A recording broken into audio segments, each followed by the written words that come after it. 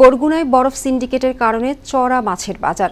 উৎপাদন খরচের চেয়ে ৩ গুণ বেশি দামে বরফ বিক্রি করায় মিল মালিকদের কাছে অসহায় জেলে, আড়তদার, পাইকার সহ মৎস্য ব্যবসায়ীরা।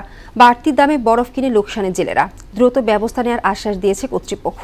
সাগর আকনের প্রতিবেদন জানাচ্ছেন তাহসিন তারিন। দেশের দ্বিতীয় সর্ববৃহৎ মৎস্য অবতরণ কেন্দ্র বরগুনার পাথরঘাটা। মৎস্যজীবীদের বরফ চাহিদা মেটাতে এই এলাকায় গড়ে উঠেছে ২২টি বরফ মিল। ১ ক্যান বরফ তৈরিতে ৫৫ থেকে ৬০ টাকা খরচ হয়। এই বরফ ১৫০ থেকে ২০০ টাকা বিক্রি করে বরফ মিল মালিকদের সিন্ডিকেট।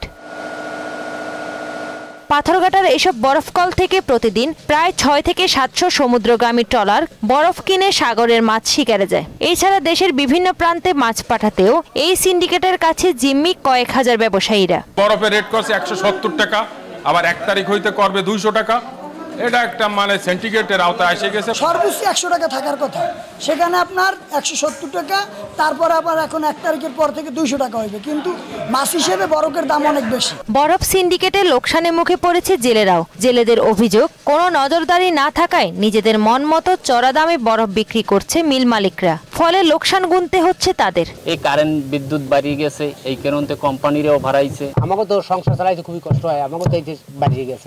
আমাদের অঞ্চলে ফিশিং মাছ, লোকাল মাছ যেটা কিনে ধরে, এটা সবচেয়ে বেশি হওয়ার কথা, কিন্তু যে পরিমাণ বেশি হওয়ার কথা সে পরিমাণ বেশি হয় না। এই বিষয়ে কোনো কথা বলতে রাজি হয়নি মিল মালিক ও ম্যানেজাররা। তবে তাদের দাবি, বারবার বিদ্যুতের দাম বাড়ানোর কারণে বাড়ছে বরফের দাম। ১৭০ এরকমই হবে মনে হয়, আমি সঠিক বলতে পারি না, এরকমই দাম। তো বিদ্যুতের দাম তো বৃদ্ধি পাইছে। এই ব্যাপারে ব্যবস্থা নেওয়ার আশ্বাস দিয়েছে কর্তৃপক্ষ। বরগুনার সাথে সরাসরি বিদ্যুৎ কানেকশন পাথরঘাটার নাই, তো সেখানে প্রায় লোডশেডিং থাকে। ইভেন একটানা ৪ দিন ৫ দিন পর্যন্ত ইলেকট্রিসিটি থাকে না, এমন রেকর্ডও আছে এখানে। সো আমরা এই বিষয়টা নিয়ে কথা বলেছি বিদ্যুৎ বিভাগের সাথে, কিভাবে একটা সুষ্ঠু সমাধান করা যায়। আর আসলে যেটা বললেন সিন্ডিকেট, এই বিষয়টা আমার জানা নেই, তবে আমি অবশ্যই খোঁজ নিব এবং আলাপ করে যাতে একটা সুষ্ঠু সমাধান করার ব্যবস্থা গ্রহণ করব। বরগুনার মৎস্য অবতরণ কেন্দ্রটি বরফ সিন্ডিকেটের হাত থেকে মুক্ত হবে, এমন প্রত্যাশা জেলে ও ব্যবসায়ীদের। তাহসিন তারিন, মোহনা সংবাদ।